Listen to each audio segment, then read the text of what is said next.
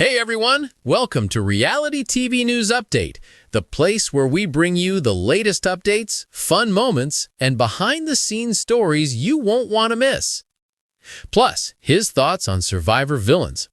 The On Fire podcast is back for Survivor 49, with Survivor host Jeff Probst, producer Jeff Wolf, and Survivor Cambodia winner Jeremy Collins. In the latest episode, they comment on the pushback Jeremy faced from the Survivor community a few weeks prior over his comments about two-time Survivor winner Parvati Shallow and Probst's thoughts on the matter. Probst also announces his Survivor Mount Rushmore, his thoughts on Survivor villains, and more.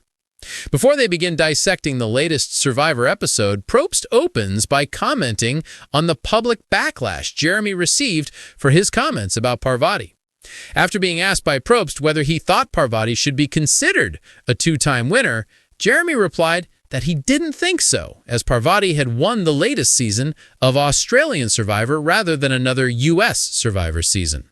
While some people expressed that they too thought like Jeremy, the majority of the Survivor fanbase, including former players, joined the discourse by commenting that Parvati is indeed a two-time winner after winning 2 Survivor games.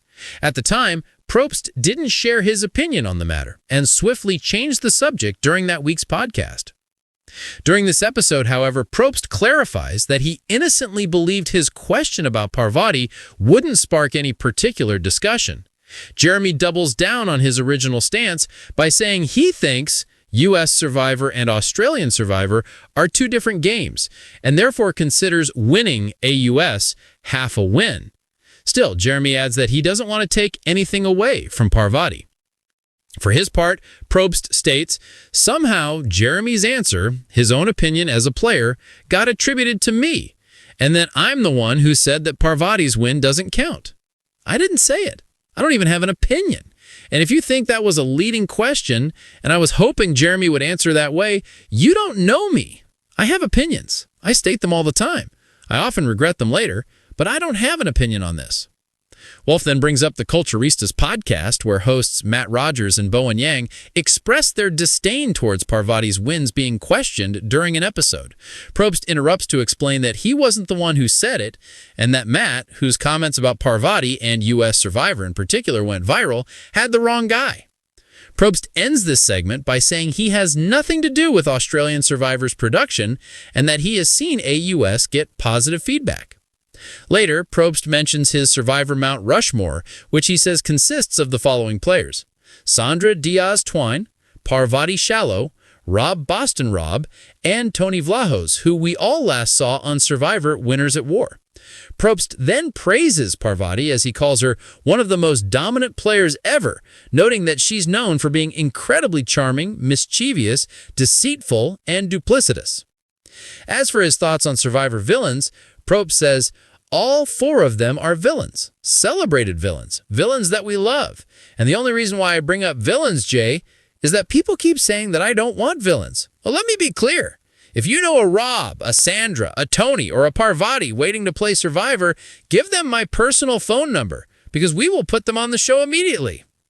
However, Probst also clarifies that there are different types of villains, and the ones we saw earlier on the show's run that were more mean-spirited won't likely make a comeback.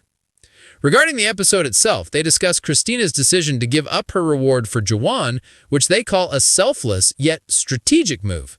Jeremy says this move might work for some people or backfire on them, as it did for him on Survivor San Juan del Sur, unlike Natalie Anderson, who did the same and went on to win the season. Also, when Savannah comes clean to Sophie about her real job, the trio comment that a player must unravel a lie appropriately to, ironically, earn more trust, rather than being seen as unreliable. Probst then explains how players should also use confessionals to their advantage, which is an underused tool for people to be brought back to play Survivor more than once, aka by connecting with the audience and then becoming a fan favorite. Lastly, Probst is asked some fan questions. A fan asks whether the knowledge is power advantage can be used for another player's shot in the dark, to which Probst answers that it can't, as the shot in the dark is a personal item and can't be taken, unlike an idol. And also, Probst gets questioned about the rules players must follow when they travel from one place to another.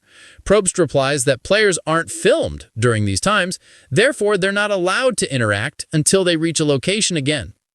For years, Survivor fans have been locked in a passionate debate between Parvati Shallow, the charming strategist of fans versus favorites, and Jeremy Collins, the quietly powerful hero of Second Chance, who truly deserves the title of the most impressive winner.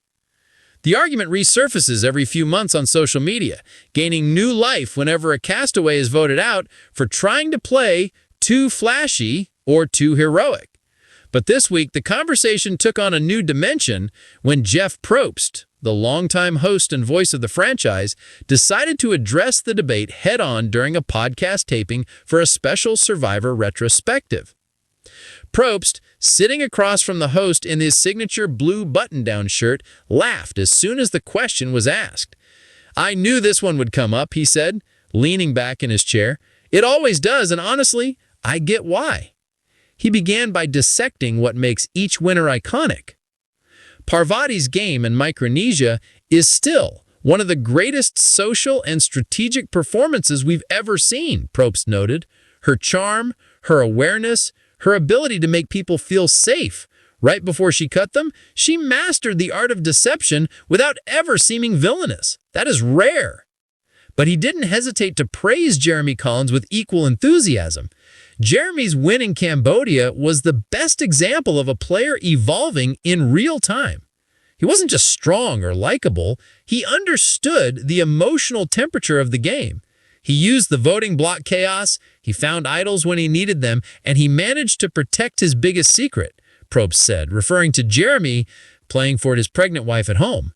His game was subtle in ways that fans often don't appreciate on first watch. Still, Probst insisted that comparing the two wasn't as simple as picking a better winner.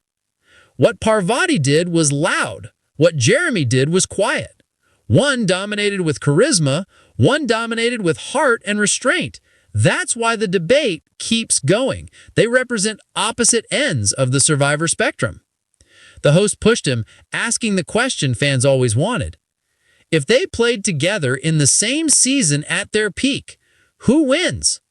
Probst smiled, shaking his head. That's the beauty. There's no definitive answer.